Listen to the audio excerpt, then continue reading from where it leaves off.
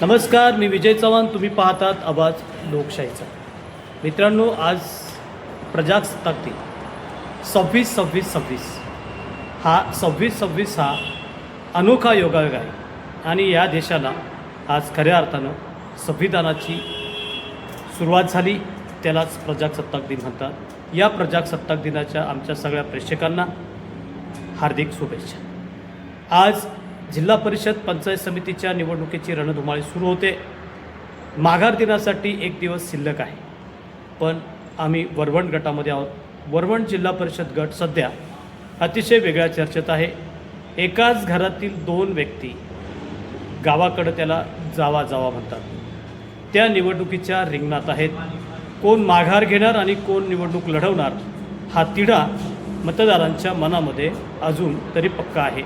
आणि यातून नक्की काय होणार हे शोधण्यासाठी, याची माहिती मिळवण्यासाठी आम्ही आता याच निवडणुकीमध्ये सहभागी झालेल्या, अपक्ष म्हणून निवडणूक लढवण्यासाठी ठाम असणाऱ्या एका परिवाराला भेटतो आहे. आणि त्या परिवार म्हणजेच डॉक्टर विजय दिवेकर आणि त्यांच्या सौभाग्यवती आज आपल्या सभेत आहेत. खऱ्या अर्थानं ज्यांनी समाजसेवेचं व्रत आपल्या वडोलोपार्जित हाती घेतलेलं आहे आणि त्या कुटुंबात आज दोन वेगळे मतप्रवाह राजकारणामुळे निर्माण झाले. तर हे प्रवाह कशामुळं निर्माण झाले, म्हणून या निवडणुकीमध्ये योगिनीताई या अपक्ष आहेत, तर त्यांच्या जाऊबाई या भारतीय जनता पार्टीच्या पक्षचिन्हावरती निवडणूक लढवण्यासाठी सज्ज आहे. तुम्हा उभयतांचं आवाज लोकशाहीमध्ये सहर्ष स्वागत. नमस्कार. मला सांगा, आज तालुक्यामध्ये तुमच्या कुटुंबाची पूर्व इतिहासाप्रमाणे अतिशय नावाजलेली एक अशी ख्याती आहे. समाजसेवेचा वसा आणि समाजसेवेचं व्रत अंगी असणारं तुमचं घराणं काही कालांतरानं ते राजकारणातसुद्धा गेलं आणि राजकीय प्रवासामध्ये सुद्धा त्यांची फार मोठी नावाची ख्याती झाली. वरवण, पारगाव, नांदगाव या पट्ट्यामध्ये तुम्हा सर्वांना तुमच्या कुटुंबांची चांगली ओळख आहे. पण हा निवडणुकीमध्ये घरगुती तिढा निर्माण झाला आहे असं लोकांचं मत आहे. तर ही निवडणूक तुमच्या घरामध्ये भारतीय जनता पक्षाच्या वतीनं लढवली जाते आणि तुम्ही अपक्ष लढवतात. नक्की यामागचं स्रोत काय? सर्वात प्रथम मला तुम्हाला माहिती द्यावीशी वाटते की या निवडणुकीची तयारी माझी पत्नी गेली 14 वर्ष करत आहे. 6 महिने किंवा 8 दिवसापासून आम्ही या निवडणुकीमध्ये उतरलेलो नाही आहे.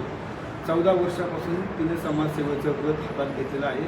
14 वर्षापासून तिने चंद्रभागा महिला पतसंस्था असेल, स्वयंसिद्धा फाउंडेशन असेल, यातून महिलांची संघटन केलेले आहेत. राष्ट्रवादी काँग्रेस पार्टीच्या महिला अध्यक्षा म्हणून त्या कार्यकर्त्या आहेत.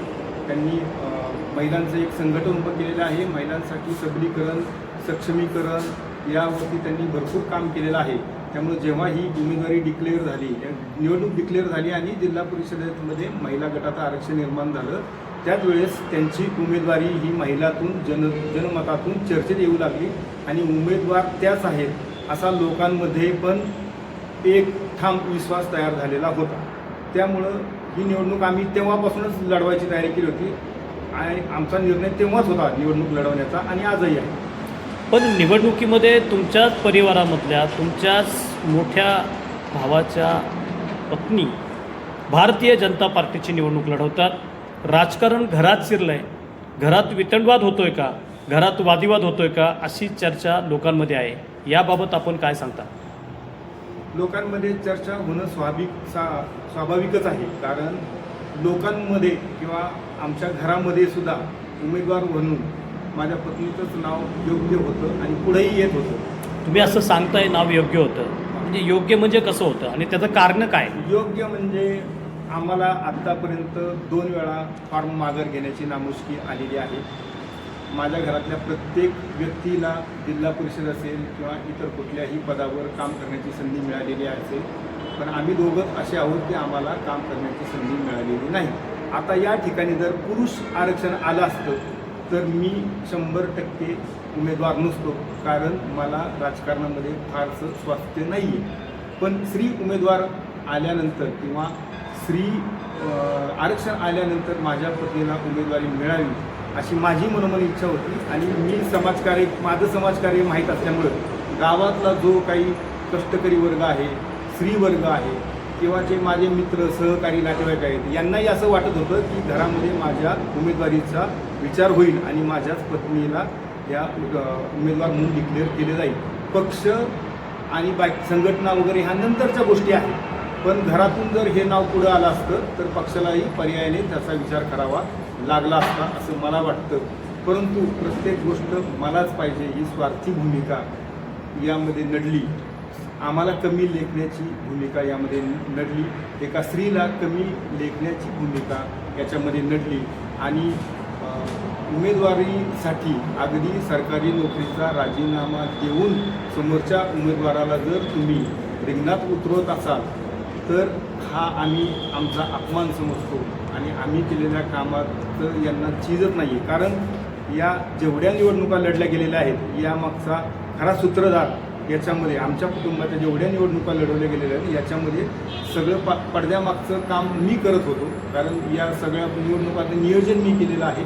या निवडणुका यशस्वी कसं होतील यासाठीचं जे सूत्रसंचलन आहे ते मी केलेलं होतं. याचासुद्धा या लोकांनी विचार केला नाही आणि सरळ आम्हाला डावललं गेलं.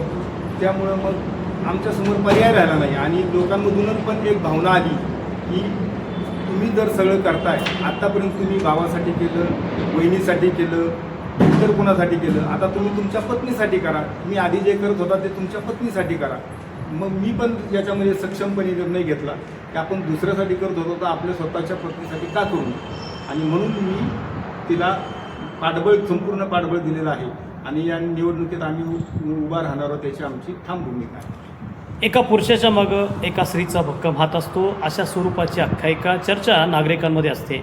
इथं डॉक्टरांनी मित्रांनो, प्रत्येक पुरुषाच्या मागं एक स्त्री असते, अशा स्वरूपाची धारणा आणि भावना सर्वत्र असते.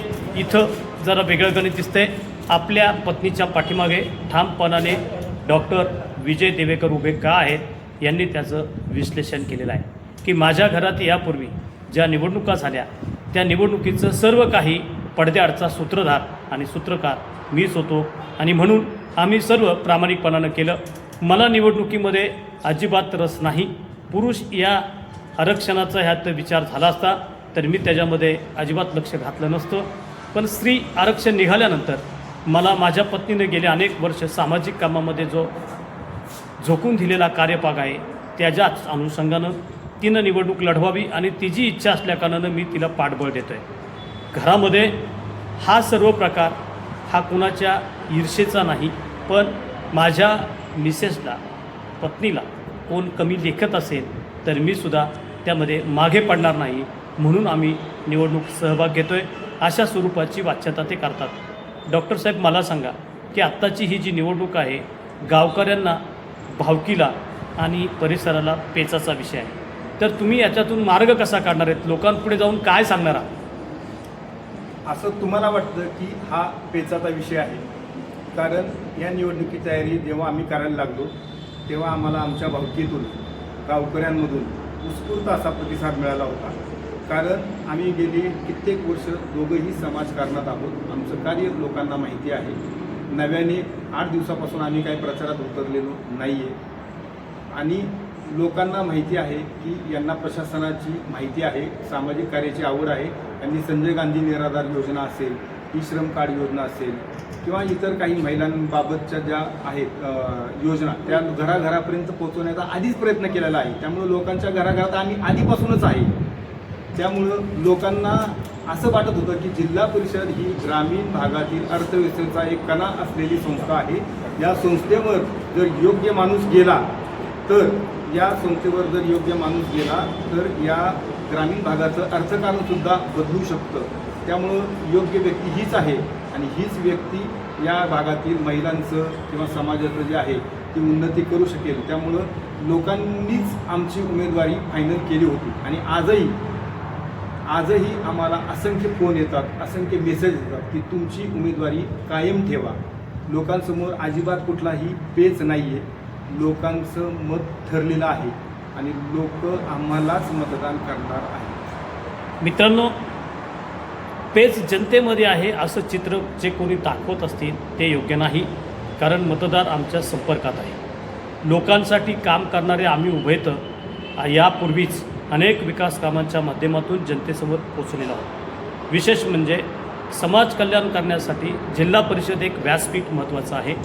ही गोरगरिबांची संजीवनी म्हणून तिच्याकडं पाहिलं जातं आणि तिथं जनतेची नाळ असणारा माणूस ज्यावेळेस जाईल त्याच वेळेस दुबळ्यांना, वंचितांना, बहुजनांना त्या योजनांचा, त्या संजीवनीचा लाभ मिळेल. आणि म्हणून आम्ही इथे अतिशय प्रामाणिकपणाने या निवडणुकीत सहभागी होतो आहे. आम्हाला लोकांची साथ आहे आणि आम्ही विजयी होणारच असा आत्मविश्वाससुद्धा या निमित्तानं ते व्यक्त करतात. आपण जाऊया या निवडणुकीमध्ये अपक्ष उमेदवार म्हणून जे निवडणूक लढवणार आहेत त्या योगिनीताईंची. योगिनीताई, निवडणुकीला सामोरे जाता तुम्हाला तुमच्या घरातून म्हणजेच तुम्हाला जे पाठबळ मिळतं ते डॉक्टर विजय दिवेकर तुमचे पती तुमच्या पाठीशी खंबीर आहेत. या धर्तीवर तुमचा प्रवास चालू होणार आहे. तर तुम्ही या निवडणुकीमध्ये मतदारांना काय आव्हान करणार आहात? मी मतदारांना एवढंच सांगणार आहे की जे आम्ही काम केलेलं आहे त्या कामाच्या जोरावर आम्ही तुम्हाला मत मागत आहोत. आणि मला खात्री आहे हे जे माझे मतदार आहेत त्यांचा आशीर्वाद मला नक्की मिळणार आहे. कारण का मतदारांनी ठरवलेलं आहे की ऐन वेळच्या ज्या घडामोडीमध्ये पुढाऱ्यांनी, नेत्यांनी काही ठरवू दे, पण उमेदवार आम्ही ठरवणार आहेत. हे मतदार मला रोज सांगत आहेत. गेले 4 दिवस झाले जेव्हा माझ्या गटामध्ये फिरत आहे तर मला एक पॉझिटिव्ह एनर्जी त्यांच्याकडून येत आहे की ताई तुम्ही लढा, आम्ही तुमच्या पाठीशी आहोत. आणि तुम्ही जे मागाशी बोलला की पेज आहे, त्यांच्यामध्ये संभ्रम नाही, पेज नाही, काही नाही. कारण का त्यांनी आम्हाला सांगितलेलं आहे की तुम्ही माघार घ्यायची नाही आहे, आम्ही तुमच्या पाठीशी आहोत. आणि मला माहिती आहे की हे स्वामींसारखंच हे माझ्या पाठीशी उभे राहणार आहेत आणि चांगल्या मताने मी निवडून येऊ शकते. माझ्यासाठी चांगलं वातावरण आहे. पण मला सांगा, तुमच्या विरोधात तुमच्या मोठ्या जाऊबाई आहेत. यापूर्वीही निवडणुकीमध्ये तुमच्याच घराचा एक सहभाग होता. आता तुम्ही या गोष्टीला फेस कसे करणार? मला मनात भीती का नाही माहिती आहे का? कारण का त्यांनी कुठलं काम केलेलं नाही आहे. मी जेव्हा लोकांकडे जाते तेव्हा मी माझं काम सांगते. मी हे काम केलेलं आहे, मी ओरिजिनल उमेदवार आहे, म्हणजे नाही का, मी काम केलं, मी मत मागते. तुम्हाला असं म्हणायचं ते आकस्मित या निवडणुकीत उतरलेत? हो, 8 दिवसापूर्वी त्यांचं नावसुद्धा नव्हतं. दोन्ही उमेदवारांचं 8 दिवसापूर्वी नाव नव्हतं. त्याच्यामुळे मला माझ्या मनात भीतीच नाही आहे की ते मला टप देतील म्हणून. आणि आजकाल असं आहे की तुम्ही काय करता, कारण काय मतदार जो बंधू आहे ना, बंधू भगिनी, ते सुज्ञ नागरिक आहेत. ते जेव्हा मत देणार असतात ना ते विचार करतात. ते तिन्ही उमेदवारांना बघतात की बाबा नक्की काय काम केलेलं आहे यांनी अगोदर, आणि ते जज करूनच मतदान करतात. त्याच्यामुळे माझा विश्वास माझ्या मतदारांवर आहे. तुम्ही समाजसेवेसाठी इतक्या दिवस वाहून घेतलं असा दावा करता आणि ते आकस्मित आलेत असं म्हणताय, याचा पाठीमागचा अर्थ काय? आता त्या आकस्मित कशा आल्यात? हे सगळ्यांना माहिती आहे. खरं तर हे सगळ्या मतदारांना माहिती आहे ते कशा आल्यात, कशामुळे आल्यात. खंत ही आम्हाला वाटते की एक लायक उमेदवार घरात असताना त्यांनी अचानक राजीनामा देऊन कुठल्या गोष्टीचा राजीनामा दिला त्यांनी? त्या जिल्हा परिषदला टीचर होत्या. कालपर्यंत त्या जिल्हा परिषदला पहिलीच्या वर्गात शिकवत होत्या आणि त्यांनी ते काम राजीनामा देऊन आता मतदान मागायला ते घरोघरी फिरतात. हे लोकांना पण आवडत नाही, असं लोक आम्हाला बोलून दाखवतात. ते मित्रांनो, या निवडणुकीतला खरा मतीचा अर्थ आणि मर्म आता समोर येतोय. ही निवडणूक 2 भावांमध्ये, 2 भावजायांमध्ये का होते, ही निवडणूक लक्षवेधी का होणार, या सर्व गोष्टींचा एक महत्त्वाचा केंद्रबिंदू आता योगिनीताईंनीच सांगितलेला आहे. जिल्हा परिषद प्राथमिक शाळेमध्ये शिक्षिका या पदावर काम करणाऱ्या आमच्या जाऊबाई अचानक स्वरूपाने लोकांपुढे मतदान मागण्यासाठी येतात. ही आश्चर्यचकित बाब आहे. यासाठी यापूर्वीच लोकांच्या लोकसेवेसाठी आपण वाहून घ्यावं लागतं, लोकांच्यात यावं लागतं, लोकांशी संवाद करावा लागतो. इथं राजीनामा देऊन निवडणुकीच्या तोंडावरती मतदारांपुढे जाणं हे माझ्या दृष्टीने तरी जास्त काही महत्त्वाचं नाही. कारण मी समाजसेवेला यापूर्वी 14 वर्षापासून काम करते, वाहून घेतलं आहे. अनेक घडामोडीमधून लोकांच्या समोर आहे. त्यामुळं निवडणूक मला अवघड नाही, सोपी आहे. घरातील राजकारणाच्या तिढ्याचं पहिलं मर्म म्हणजेच अचानक स्वरूपाने निवडणुकीत प्रकट झालेल्या त्यांच्या जाऊबाईविषयी त्यांनी ही दिलेली माहिती.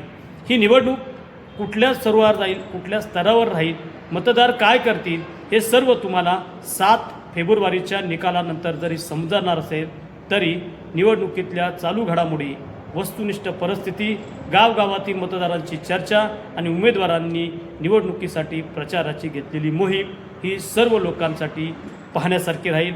तुम्ही पाहत राहा आवाज लोकशाहीचा. संपर्कासाठी करा 94 23 21 52 27 97 65 56 69 16. नवीन व्हिडिओसाठी आणि धडक 5 मुलाखतींसाठी आमचा चॅनल सबस्क्राईब करा विसरू नका. धन्यवाद.